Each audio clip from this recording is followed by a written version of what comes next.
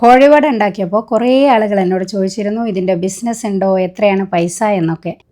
അതേപോലത്തെ ബിസിനസ് ആക്കാൻ പറ്റുന്ന, കാലാഹരണപ്പെട്ടു പോകുന്ന തോന്നുന്ന മറ്റൊരു സാധനമാണ് നമ്മൾ ഇന്ന് ഉണ്ടാക്കുന്ന മണ്ട.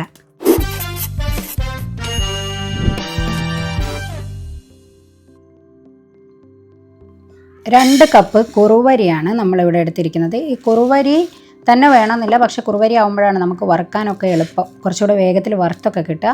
ഇതിന് പകരമായിട്ട് ഏതെങ്കിലും പുഴുങ്ങലരിയോ അല്ലെങ്കിൽ നമുക്ക് മറ്റേ പൊന്നിയരിയോ എന്ത് വേണമെങ്കിലും എടുക്കാം. അപ്പോൾ 2 കപ്പ് നമ്മളതെടുത്തു.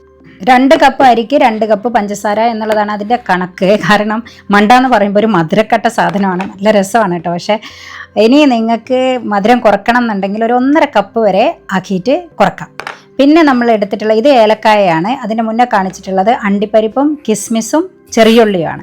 ഈ അണ്ടിപ്പരിപ്പും മുന്തിരി എന്നൊക്കെ പറയുന്നത് ഇതിൽ വേണമെങ്കിൽ ചേർത്താൽ മതി, ചേർക്കുകയാണെങ്കിലും കുറേ ചേർക്കരുത്, ടേസ്റ്റ് കൂടുമെന്ന് വിചാരിച്ചിട്ട് വളരെ കുറച്ചേ പാടുള്ളൂ. അതുപോലെ തന്നെ ചെറിയുള്ളിയും അതൊക്കെ ഒരു ഫ്ലേവർ കിട്ടാൻ വേണ്ടി മാത്രം ഒരു 3 ചെറിയുള്ളി അത്രയൊക്കെ ആവശ്യമുള്ളൂ. ഇനി നമ്മുടെ അരി നന്നായിട്ട് കഴുകുക. ഈ അരി കഴുകുമ്പോൾ എപ്പോഴും ശ്രദ്ധിക്കേണ്ടത് നമ്മൾ കഴുകിയിട്ട് അതിൻ്റെ വെള്ളം നല്ല ക്ലിയർ ആയിട്ട് വരുന്നവരെ കഴുകണം. അത് വൃത്തിയാവുക എന്നുള്ളത് മാത്രമല്ല അതുകൊണ്ടുള്ള ഉദ്ദേശം എന്ന് പറയുന്നത് അതിൻ്റെ ഒരു പശിമ ഉണ്ടാവില്ല, അത് പോകുക എന്നുള്ളതും കൂടെയാണ്. അപ്പോൾ അത് നന്നായിട്ട് കഴുകുക, എന്നിട്ട് വാർത്തിരിക്കണം. കാരണം നമ്മളിതൊന്ന് വറുക്കണം. ഇനി അരി നന്നായിട്ട് വറുത്തെടുക്കണം. അപ്പോൾ നന്നായിട്ട് അതിൽ നിന്ന് വെള്ളം പോകുന്നത് വരെ, കുറച്ചൊന്ന് വാർന്ന് കിട്ടുന്നത് വരെ തന്നെ ഒന്ന് വാർത്ത് വെക്കുക. എന്നിട്ട് അത് കഴിഞ്ഞിട്ട് നമ്മുടെ അരി നല്ലതായിട്ട് വറുത്തെടുക്കുക. സാധാരണ നമ്മൾ ഈ അരിയുണ്ടൊക്കെ ഉണ്ടാക്കാൻ വേണ്ടിയിട്ടും അതുപോലെ തന്നെ വെറുതെ അരി വറുത്ത് കഴിക്കാൻ വേണ്ടിയിട്ടൊക്കെ വറുക്കില്ലേ, ആ ഒരു സെയിം ഒരു ഇതിൽ തന്നെയാണ് ഇതിൻ്റെ ഒരു വറവ് വരേണ്ടത്. നമ്മൾ നല്ലൊരു ഗോൾഡൻ, ഒരു ഡാർക്ക് ഗോൾഡൻ ഒരു കളർ വരുന്നവരെ അത് നമ്മൾക്ക് മനസ്സിലാവും. അരി വറുത്തൊരു കറക്റ്റ് ഒരു ഇത് വരുമ്പോൾ ഇതിങ്ങനെ ഒരു കിരികിരി എന്ന് പറയുന്ന ഒരു സൗണ്ടായിട്ട് ഒന്ന് പൊട്ടണ പോലെ അങ്ങനെ ഒരു സൗണ്ട് വരും. അപ്പോൾ ആ ഒരു ശബ്ദം വരുമ്പോൾ നമ്മളിത് ഓഫ് ചെയ്യുക. അപ്പോൾ അതാണ് അതിൻ്റെ ഒരു കറക്റ്റ് കളർ എന്ന് പറയുന്നത്. ഇത് കണ്ടില്ലേ, ഇതുപോലത്തേക്ക് ഒരു കളർ വരും. പിന്നെ ജസ്റ്റ് ആ ഏലക്കായം കൂടെ ഇതിലേക്ക് ഒന്നങ്ങിട്ട് ഇട്ടിട്ട് വറുക്കാം. കാരണം എന്തായാലും നമ്മൾ ഈ അരി ഈ വറുത്ത് വെച്ചിരിക്കുന്ന അരി ഒന്ന് പൊടിച്ചെടുക്കും, നല്ലോണം പൊടിക്കണം. അപ്പോൾ ആ പൊടിക്കുന്ന സമയത്ത് അതിൻ്റെ കൂടെ തന്നെ ഏലക്കായും കൂടെ അങ്ങ് പൊടിഞ്ഞ് കിട്ടുമല്ലോ. പിന്നെ വറുത്ത ഉടനെ തന്നെ ഇതിനെ അടിയിൽ കരിയാതിരിക്കാൻ വേണ്ടിയിട്ട്, ഇതൊക്കെ നമുക്ക് എല്ലാവർക്കും അറിയുന്ന കാര്യങ്ങൾ തന്നെയാണ്. അപ്പോൾ കരിയാതിരിക്കാനും വേഗം ഒന്ന് തണുത്ത് കിട്ടാനൊക്കെ വേണ്ടിയിട്ട് ഒരു പരന്ന പാത്രത്തിലേക്ക് മാറ്റുക. എന്നിട്ടത് നന്നായിട്ട് തണുത്ത ശേഷം നമ്മൾ നന്നായിട്ട് പൊടിച്ചെടുക്കണം. നൈസായിട്ടുള്ള പൗഡറായിട്ട് കിട്ടണം. അപ്പോൾ അതിനെ നന്നായിട്ട് പൊടിച്ചെടുക്കുക. ഇപ്പോൾ നമ്മൾ ഉണ്ടാക്കുന്നത് ആ മണ്ടേൻ്റെ ഉള്ളിലിടാനുള്ള ഒരു കൂട്ടാണ് കേട്ടോ, ആ ഫില്ലിങ്ങിന് വേണ്ടിയിട്ടുള്ളത്. ഇത് നമ്മൾ അരിപ്പൊടി ഇട്ടിട്ടാണ് ഉണ്ടാക്കുന്നത്. ശരിക്കും ഈ മണ്ട എന്ന് പറയുന്ന 2 രീതിയിലാണ് അതിൻ്റെ ഫില്ലിങ് വരിക. ഒന്ന് അരിപ്പൊടി ഇട്ടിട്ടുള്ളതും ഉണ്ടാവും, അതുപോലെ തന്നെ തരി എന്ന് പറയുമ്പോൾ റവ ഇട്ടിട്ടുള്ളതും ഉണ്ട്. ഓരോ ഭാഗങ്ങൾക്കനുസരിച്ചിട്ടാണ് മാറ്റം. ഇപ്പോൾ നമ്മൾ അരിപ്പൊടി ഇട്ടിട്ടാണ്, ഇത് കണ്ടില്ലേ, ഇതുപോലെയാണ് അരി നമുക്ക് നന്നായിട്ട് പൊടിഞ്ഞ് കിട്ടേണ്ടത്. ഈ ഒരു രീതിയിൽ നല്ല നൈസായിട്ട് വേണം പൊടിഞ്ഞ് കിട്ടാൻ. അങ്ങനെ നമ്മുടെ കയ്യിലുള്ള ആ 2 കപ്പും നമ്മൾ പൊടിച്ചെടുക്കുക. ഇനി നമ്മളിതിലേക്ക് പഞ്ചസാരയാണ് ചേർക്കേണ്ടത്. ഒന്നുകിൽ ഇങ്ങനെ തന്നെ മുഴുവൻ പഞ്ചസാര ഇങ്ങനെ തന്നെ ചേർക്കാം. പക്ഷെ നമ്മളെന്താ ചെയ്യുന്നതെന്ന് വെച്ചാൽ ഒരു പകുതിയില്ല, അതിൻ്റെ ഒരു പകുതി പഞ്ചസാര നമ്മൾ പൊടിക്കാതെ ചേർക്കുന്നത്, ബാക്കിയുള്ള പകുതി നല്ല നൈസായിട്ട് പൊടിച്ചിട്ടും ചേർക്കുന്നത്. അങ്ങനെയാണ്, അതാണ് ആ മിക്സ് എന്ന് പറയുന്നത്. ഇനി അതിനെയില്ല നന്നായിട്ടൊന്ന് യോജിപ്പിക്കുക ആ ഒരു പൊടികളെ. എന്നിട്ട് അതിൻ്റെ ശേഷം അതിലേക്ക് നമ്മൾ ഈ ചെറിയുള്ളിയൊക്കെ വളരെ കുറച്ചാണ്, ഒരു 2 എണ്ണോ അല്ലെങ്കിൽ ഒരു 3 എണ്ണം ഈ ഒരളവിന്. എന്നിട്ട് ആ ചെറിയുള്ളിയും ഒന്ന് മൂക്കുമ്പോൾ, നല്ലോണം കരിഞ്ഞു പോകുന്നു വേണ്ട, ജസ്റ്റ് ഒന്ന് മൂക്കുമ്പം അതിലേക്ക് കുറച്ച് നിങ്ങൾ ഇടുന്നുണ്ടെങ്കിൽ മാത്രം വളരെ കുറച്ച് അണ്ടിപ്പരിപ്പും വളരെ കുറച്ച് കിസ്മിസും കൂടെ ഇടുക. എന്നിട്ട് അത് മൂപ്പിച്ചതിൻ്റെ ശേഷം നമ്മുടെ ആ മിക്സിലേക്ക് ചേർക്കുക. എന്നിട്ട് ഫോർക്ക് ഉപയോഗിച്ചിട്ടാണ് നല്ലത്, അല്ലെങ്കിൽ വിസ്ക് എന്തെങ്കിലും ഉപയോഗിച്ചിട്ടില്ല, അതിനെ നന്നായിട്ട് മിക്സ് ആക്കണം. അതിൽ കട്ട പിടിക്കരുത്, അതാണ്.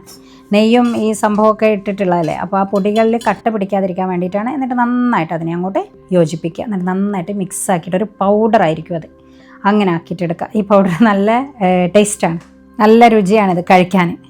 നമ്മുടെ ഫില്ലിങ് അവിടെ റെഡി ആയല്ലോ. ഇനി നമുക്ക് നമ്മുടെ മണ്ടയുടെ ആ ഒരു ഷീറ്റ് ഉണ്ടാക്കാൻ വേണ്ടിയിട്ടുള്ള പരിപാടികൾ നോക്കാം. നമ്മുടേത് അരിമണ്ടയും തരിമണ്ട ഉണ്ടെന്ന് പറഞ്ഞില്ലേ ഞാൻ നേരത്തെ.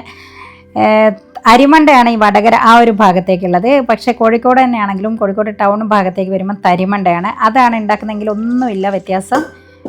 ജസ്റ്റ് നമ്മളുടെ ഈ അരി വറുത്തിട്ടില്ലേ നമ്മൾ, അതിന് പകരം വറുത്ത് പൊടിച്ചിട്ടതിന് പകരം തരി ഒന്ന് ജസ്റ്റ് ഒന്ന് അങ്ങോട്ട് വറുത്തിട്ടാൽ മതി.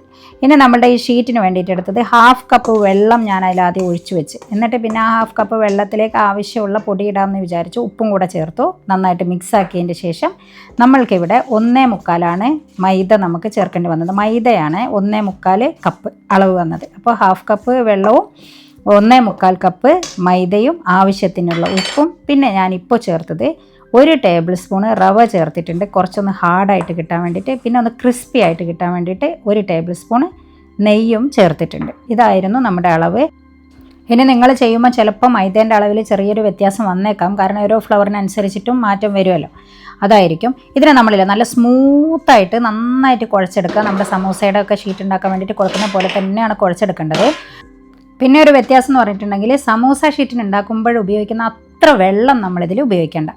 അപ്പോഴെന്താണെന്ന് വെച്ചാൽ നമുക്ക് നമ്മുടെ ഇതിൻ്റെ ഒരു ഉണ്ടാക്കി കഴിഞ്ഞാൽ അറിയാം, മണ്ട കഴിച്ചവർക്കും അറിയാം, അതിൻ്റെ തോലെന്ന് പറയുന്നത് കുറച്ചൊരു ഹാർഡായിരിക്കുമല്ലോ. അപ്പോൾ ആ ഒരു ഹാർഡ്നെസ് നമുക്ക് കിട്ടാൻ വേണ്ടിയിട്ട് അത്ര ഒരു വെള്ളം ചേർക്കേണ്ട കാര്യമില്ല, പക്ഷെ നല്ല സ്മൂത്തായിരിക്കുകയും വേണം. അതിന് മേലെ ഞാൻ ജസ്റ്റ് ഒരു ടവൽ അവിടെ ഇട്ട് വെച്ചതാണ്, എന്താണെന്ന് വെച്ചാൽ ഡ്രൈ ആവണ്ടെന്ന് വിചാരിച്ചിട്ട്. ഇനി നമ്മളിത് പരത്താൻ പോവുകയാണ്. ഇതൊക്കെ കണ്ടില്ലേ, നമ്മുടെ ഇത് നല്ല സോഫ്റ്റ് സ്മൂത്തായിട്ടുള്ള സംഭവമായിട്ട് നമുക്ക് കിട്ടിയിട്ടുണ്ട്. ഇതിനെ നമ്മളിനി കുഞ്ഞു കുഞ്ഞ് ബോൾസ് ആക്കണം, കുഞ്ഞുരുളകളാക്കണം. ചെറിയ പത്തിരി പോലെ ഒരു പൂരിയുടെ ഒക്കെ പോലത്തെ ഇതാക്കും, പക്ഷേ അതിനെ നന്നായിട്ട് പരത്തിയെടുക്കണം. എന്നിട്ട് മാക്സിമം നമ്മൾ പരത്തിയിട്ട് നല്ല നൈസായിട്ട് നമുക്ക് പരത്തിയിട്ട് കിട്ടണം. ഇത് നമ്മൾ പരത്തുമ്പോൾ കാണാം. പിന്നെ ഞാനിങ്ങനെ കുറേ പരത്തിയിട്ടുള്ള പരിപാടികളൊക്കെ ചെയ്തിട്ട് എനിക്ക് മനസ്സിലാക്കിയൊരു കാര്യമുണ്ട്, എവിടെ എത്തുമ്പോഴേ നമുക്ക് മനസ്സിലാവും ഇത് അതിൻ്റെ മാക്സിമം ഒരിതിൽ വന്നിട്ടുണ്ട് എന്നുള്ളത്, മാക്സിമം ആ ഒരു നൈസായിട്ട് വന്നിട്ടുണ്ട് എന്നുള്ളത് എന്ന്. അപ്പോൾ ഇതിനെ നമ്മളിനി പരത്താൻ പോവുകയാണ്. മാക്സിമം നമുക്ക് എത്രത്തോളം അതിനെ നൈസായിട്ട് ഉണ്ടാക്കി പരത്തിയെടുക്കാൻ പറ്റുമോ അത്രയും നൈസായിട്ട് തന്നെ നിങ്ങളതിനെ പരത്തിയെടുക്കുക. എന്നാലാണ് ആ തോല് നമ്മൾ നല്ല ക്രിസ്പി ആയിട്ടും കുറച്ച് ഹാർഡായിട്ടൊക്കെ ഇങ്ങനെ മൊരിഞ്ഞിട്ട് നമുക്ക് കിട്ടുക. കണ്ടില്ലേ, ഇതുപോലെയാണ്, ഒരു ജീവനില്ലാത്ത പോലെ ഇങ്ങനെ ആടിയിട്ട് ഭയങ്കര തീരെ ഒരു വെയിറ്റൊന്നും ഇല്ലാത്ത പോലെ ഒരു തുണിക്കഷ്ണം പോലെ ഇങ്ങനെ തൂങ്ങിക്കിടക്കും, അങ്ങനത്തെ ഒരു സംഭവമാണ്. അപ്പോൾ ഇതുപോലെ നമ്മൾ ഉണ്ടാക്കിയതിൻ്റെ ശേഷം എന്ത് ചെയ്യുകയെന്ന് വെച്ചാൽ അതിൻ്റെ മേലെ കുറച്ച് പൊടി വിതറുക. എന്തിനാന്ന് വെച്ചാൽ ഇനി അടുത്തത് പരത്തിയിട്ട് അതിൻ്റെ മേലെ ഇടുമല്ലോ, നമ്മൾ ആദ്യം മുഴുവനായിട്ടൊന്ന് പരത്തി വെക്കുകയാണ്. അപ്പം പരസ്പരം ഒട്ടിപ്പോവാതിരിക്കാൻ വേണ്ടിയിട്ടാണ്. ഇനി ഞാൻ പറഞ്ഞു തരാം, ഇത് ഏതൊരു ലെവലിൽ എത്തുമ്പോഴാണ് നമുക്ക് മനസ്സിലാവുക അതിൻ്റെ മാക്സിമം പരത്തപ്പെടൽ കഴിഞ്ഞിട്ടുണ്ട് എന്നുള്ളത്. അതായത് ഇനി അങ്ങോട്ട് പരത്താൻ കഴിയില്ല, അത് തന്നെ നമുക്ക് കാണിച്ചു തരും. ഇനി എന്നെ പരത്തല്ലേ എന്ന് പറയുന്നത് പോലെ അതെപ്പോഴാണെന്ന് പറഞ്ഞുതരാം. അതായത് ഇതിനെ ഇങ്ങനെ പരത്തിക്കൊണ്ടിരിക്കുമ്പം അതിൻ്റെ ഒരു ലെവലിലെത്തുമ്പോൾ അത് ഇങ്ങോട്ട് തന്നെ മടങ്ങാൻ തുടങ്ങും. കണ്ടില്ലേ, ഈ ഒരു അറ്റത്ത് ഒരു മടങ്ങിയ കണ്ടില്ലേ. പിന്നെ നമ്മൾ അങ്ങോട്ട് പരത്തിയാലും അത് ഇങ്ങോട്ട് തന്നെ നമ്മളെ പുഷ് ചെയ്യുന്ന പോലെ, ഇങ്ങോട്ട് തള്ളുന്ന പോലെ ആയിരിക്കും, അത് അങ്ങോട്ട് പരന്നു പോവില്ല. അങ്ങനത്തെ ഒരു ലെവലിലെത്തുന്നവരെ നമ്മൾ പരത്തിക്കൊണ്ടിരിക്കുക. ഇനി ഇതിൻ്റെ കണ്ടോ, ഇങ്ങനെ ഒരു ഇപ്പുറം കാണുന്നുണ്ടല്ലേ, നമ്മളെ കയ്യിലിടുമ്പോൾ കൈ അപ്പുറത്തേക്ക് കാണും. പിന്നെ ഇതിൻ്റെ വലിപ്പം എന്ന് പറയുന്നതൊക്കെ എല്ലാം ഒരേ സൈസിൽ കിട്ടുക. നമ്മൾ വിൽക്കാൻ വേണ്ടിയിട്ടൊക്കെ ആണെങ്കിൽ എല്ലാം ഒരേ സൈസിൽ തന്നെ, ഒരേ സൈസിലുള്ള ഉരുളകൾ എടുത്തിട്ട് തന്നെ പരത്താൻ വേണ്ടിയിട്ടൊക്കെ ശ്രമിക്കണം. ഇപ്പം എൻ്റെ അടുത്തുള്ള സംഭവമൊക്കെ ഏകദേശമൊക്കെ ഒരേ സൈസായിട്ട് വന്നിട്ടുണ്ട്, പക്ഷെ എല്ലാം തന്നെ നമ്മൾ നല്ല നൈസായിട്ട് തന്നെ നമുക്ക് കിട്ടിയിട്ടുണ്ട്. ഇനി നമുക്ക് നമ്മുടെ അടുത്ത സ്റ്റെപ്പിലേക്ക് പോകാം. അടുത്തായിട്ട് നമ്മൾ ചെയ്യുന്നത് ഇതിനെ ഒന്ന് വാട്ടിയെടുക്കുകയാണ്. രണ്ട് സൈഡിലും ജസ്റ്റ് സെക്കൻഡ്സ് മാത്രം ഇട്ടിട്ട് വാട്ടിയെടുക്കുകയാണ് വേണ്ടത്. അല്ലാതെ നമ്മുടെ ചപ്പാത്തിയൊക്കെ ചുടുന്ന പോലെ ചുട്ടെടുക്കുകയൊന്നും ചെയ്യരുത്. ഇതെങ്ങനെയാണെന്ന് വെച്ചിട്ടുണ്ടെങ്കിൽ നമ്മൾ ഇതിലേക്ക് ചട്ടിയിലേക്ക് ഇട്ടിട്ട് ഫ്രൈ പാനിലേക്കോ എന്തിലേക്കെങ്കിലും ഇട്ടിട്ട് ജസ്റ്റ് ഒരു സൈഡ് അങ്ങോട്ട് ഇടുക, അതിൻ്റെ പൊടിയൊക്കെ ഒന്ന് തട്ടിക്കളയണേ. എന്നിട്ട് ഒരു സൈഡ് ഇടുക, എന്നിട്ട് ഇങ്ങനെ തൊടുമ്പോൾ നമ്മുടെ കയ്യിലേക്ക് ഒരു ചൂട് വരില്ലേ, അപ്പോൾ മറിച്ചിടുക. മറ്റേ സൈഡും ഇങ്ങനെ ഒന്ന് ആക്കുമ്പോൾ നമ്മുടെ കയ്യിലേക്ക് ചൂട് വരില്ലേ, അപ്പോഴങ്ങോട്ട് എടുത്തിടുക. അതായത് സെക്കൻഡ്സാണ്, 2 സെക്കൻഡ്സ് ഒക്കെ ഇടുന്നത്. 1 2 എന്ന് പറയുമ്പോഴത്തേനും കഴിയും. എന്നിട്ട് മറിച്ചിടുക, എന്നിട്ട് കയ്യിലേക്ക് ചൂട് വരുന്ന സമയമാകുമ്പോൾ അതിനെ തിരിച്ചിട്ട് അങ്ങോട്ടിടുക. അതാണ് അതിൻ്റെ ഒരു ടൈം എന്ന് പറയുന്നത്. അതുപോലെ എല്ലാം തന്നെ നമ്മൾ ഇതിലിട്ടിട്ട് ഇങ്ങനെ വാട്ടിയെടുക്കുക.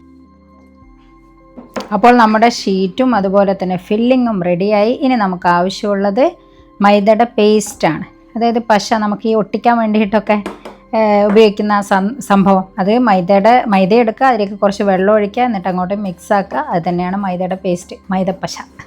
അപ്പോൾ നമ്മുടെ മണ്ട ഉണ്ടാക്കാനുള്ള എല്ലാ സജ്ജീകരണങ്ങളും റെഡി ആയിട്ടുണ്ട്.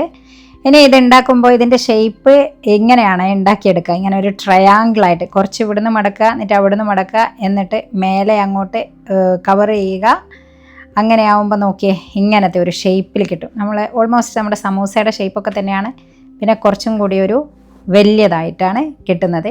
അങ്ങനെ വലിയതായിട്ട് ഒറ്റ ഒന്നായിട്ട് ഉണ്ടാക്കാം.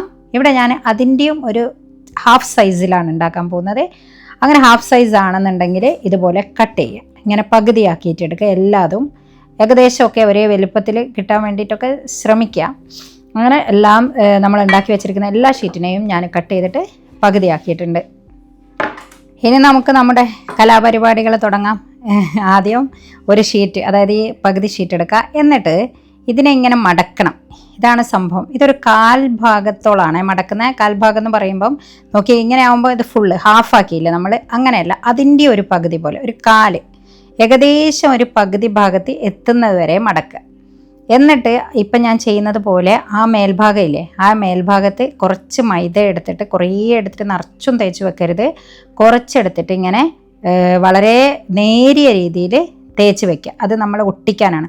എന്നിട്ട് ഇപ്പുറത്തെ സൈഡിൽ നിന്ന് എടുത്തിട്ട് അപ്പുറത്തേക്ക് ഒട്ടിച്ച് കൊടുക്കുക. ഈ ഒട്ടിക്കുമ്പം മെയിനായിട്ട് ശ്രദ്ധിക്കേണ്ടത് എല്ലായിടത്തും കവേർഡായിരിക്കണം. നമ്മൾ ഈ പൊടിയായിട്ടുള്ള സാധനമല്ലേ നമ്മൾ അതിലേക്ക് ഫില്ല് ചെയ്യുന്നത്, അത് താഴേക്ക് വീണ് പോകാൻ പാടില്ല. അപ്പം നോക്കുമ്പോൾ ഇങ്ങനെ ഒരു ഹോളായിട്ട് കിട്ടും, അവിടെ കവേർഡാണ്, അതിൻ്റെ ഉള്ളിലൊന്നുമില്ല. പിന്നെ എവിടെയെങ്കിലുമൊക്കെ ഇങ്ങനെ ഉണ്ടെന്നുണ്ടെങ്കിലും ഇത് വലിയ ടെൻഷൻ ആവേണ്ട ഒരു കാര്യമൊന്നുമില്ല. ഇത് എല്ലാം കൂടെ ലാസ്റ്റ് വരുമ്പോൾ നമുക്ക് നല്ല ഷേപ്പിൽ അങ്ങ് കിട്ടും. അതെല്ലാം അങ്ങോട്ട് ഈ പേസ്റ്റ് എടുത്തിട്ട് ഒട്ടിച്ചു കൊടുത്താൽ മതി.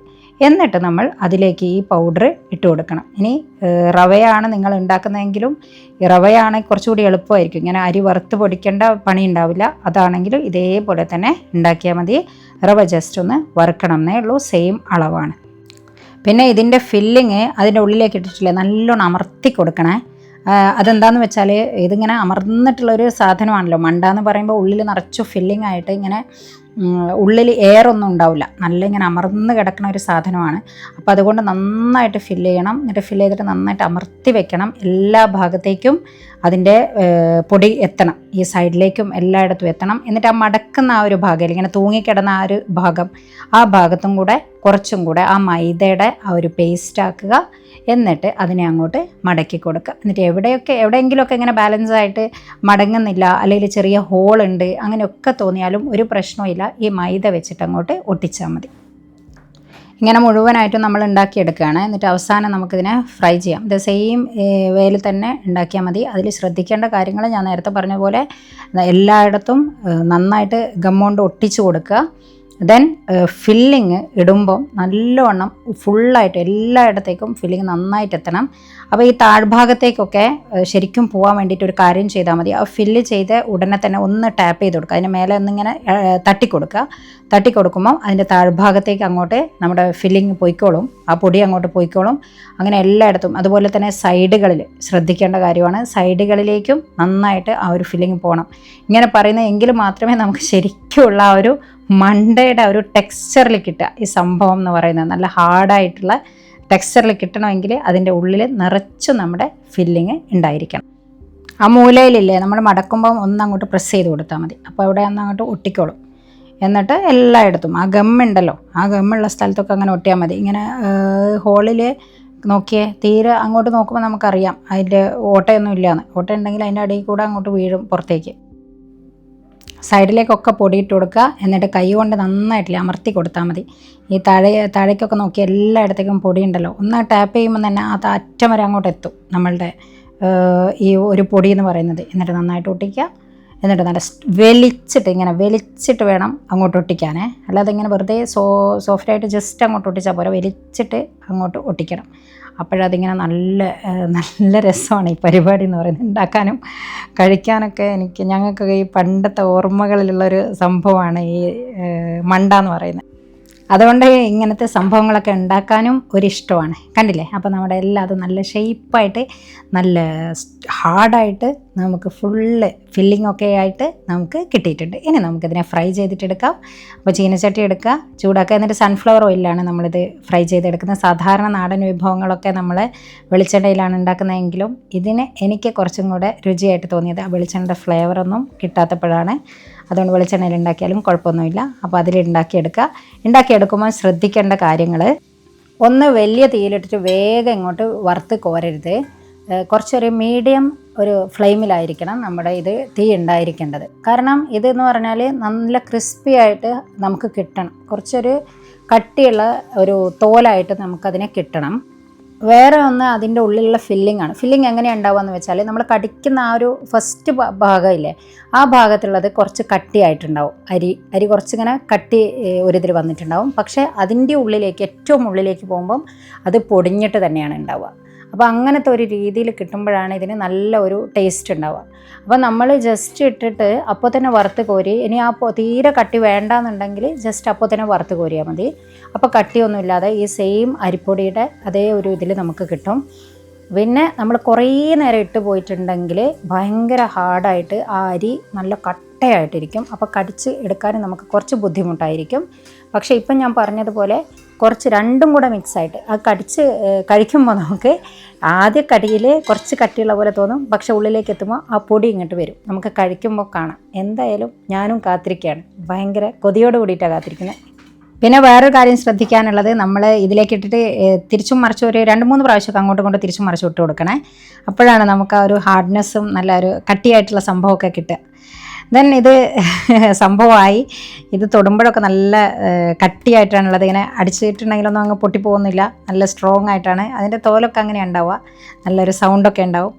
അങ്ങനെയാണ് കഴിക്കുമ്പോഴും നല്ല പറയാനില്ല, ഒന്നും പറയാൻ പറ്റുന്നില്ല, അത്രയും എനിക്കിഷ്ടപ്പെട്ടൊരു സാധനമാണ്. പഴയ സംഭവങ്ങളൊക്കെ എനിക്ക് ഭയങ്കര ഇഷ്ടമാണ്. അതിൻ്റെ ഉള്ളിൽ ഞാൻ പറഞ്ഞില്ലേ പൊടിയുണ്ടെന്ന്, അതുപോലെയാണ്. ഇത് ഞാൻ കഴിക്കാൻ തുടങ്ങിയാൽ കഴിച്ചുകൊണ്ടിരിക്കും. ഭയങ്കര മധുരമുള്ള സാധനമാണ്, പക്ഷെ അങ്ങനത്തെ ഒരു ഫീലൊന്നും വരില്ല. എനിക്കിനി എൻ്റെ ഓർമ്മകളിലുള്ളൊരു സംഭവം ആയതുകൊണ്ടാണോ ഇതിനോട് ഇത്ര ഇഷ്ടം എന്നറിയില്ല. എന്തായാലും ഇതിൻ്റെ ശരിക്കുള്ള ടേസ്റ്റ് കിട്ടണമെങ്കിൽ ഒരു ദിവസം അവിടെ വെച്ചിട്ട്, കുറച്ച് ദിവസം വെക്കുന്നതിനനുസരിച്ചിട്ട് കുറച്ചും കൂടെ ഒരു സ്ട്രോങ് ആയിട്ട് കിട്ടും. അപ്പോൾ പിറ്റേ ദിവസമാണ് ഞാനിപ്പോൾ എടുക്കുന്നത്. പിറ്റേ ദിവസം എടുക്കണം, അപ്പോഴാണ് കണ്ടോ അത് വേറെ നന്നായത് അറിയാനുള്ള വേറൊരു ഇതെന്ന് പറഞ്ഞാൽ, അതിൻ്റെ മേലത്ത് നോക്കിയേ, മേലെ ഒരു പാളി ഇങ്ങോട്ട് പോരും, എന്നിട്ട് അതിൻ്റെ ഉള്ളിലൊരു മൈദ ഉണ്ടാവും. അപ്പോൾ പൊട്ടിക്കുമ്പോഴൊക്കെ നിങ്ങൾക്ക് ആ ഫീൽ കിട്ടുന്നുണ്ടാവും അല്ലേ, ശരിക്കുള്ള. അത് പൊട്ടിക്കുമ്പോൾ ഇങ്ങനെ കുറച്ചൊരു ഹാർഡായിട്ട് നമുക്ക് തോന്നും, എന്നിട്ടാണ് അങ്ങോട്ട് പൊട്ടുക. അതുപോലെ കഴിക്കുമ്പോഴും ഞാൻ പറഞ്ഞില്ല, അതിൻ്റെ ആ ഫസ്റ്റ് പാളി എന്ന് പറയുന്നത് സ്ട്രോങ് ആയിട്ടുള്ളൊരു സംഭവമായിരിക്കും. കുറച്ച്, അതായത് ആദ്യത്തെ ഒരു ഭാഗം അരി കട്ടി വന്നിട്ടുണ്ടാവും, പിന്നത്തത് ഇതാ കഴിക്കുമ്പോഴത്തേനും പൊടിഞ്ഞ് ഉള്ളിൽ നിന്ന് ഇങ്ങോട്ട് പോരും. അപ്പോൾ നമുക്കിങ്ങനെ ഭയങ്കര ഡീസൻ്റ് ആയിട്ടൊക്കെ ഇരുന്നിട്ട് കഴിക്കാൻ പറ്റിയൊരു സാധനമല്ല. നമ്മുടെ ഫാമിലി മെമ്പേഴ്സിൻ്റെ ഒക്കെ കൂടെ ഇങ്ങനെ എൻജോയ് ചെയ്തിട്ട് നല്ലൊരു കട്ടൻ ചായയൊക്കെ ഇട്ട് ഇങ്ങനെ കഴിക്കാൻ പറ്റിയൊരു സാധനമാണ്. കാരണം ഇത് പൊടിഞ്ഞു വീഴുന്ന സംഭവമാണ്. എന്തായാലും നല്ല രസമുള്ളതാണ്. നിങ്ങൾക്ക് അറിയുന്നതും നിങ്ങൾക്ക് ഇതിനെക്കുറിച്ചിട്ട് പറയാനുള്ളതൊക്കെ എന്നോട് പറയണം. കോഴിവടയുടെ പേരെങ്ങനെയാണെന്ന് വന്നതെന്ന് പറഞ്ഞു തന്നതുപോലെ ഇതിൻ്റെ പേരെങ്ങനെയാണ് വന്നതെന്ന് അറിയുന്നവരൊന്ന് പറഞ്ഞേക്കണം.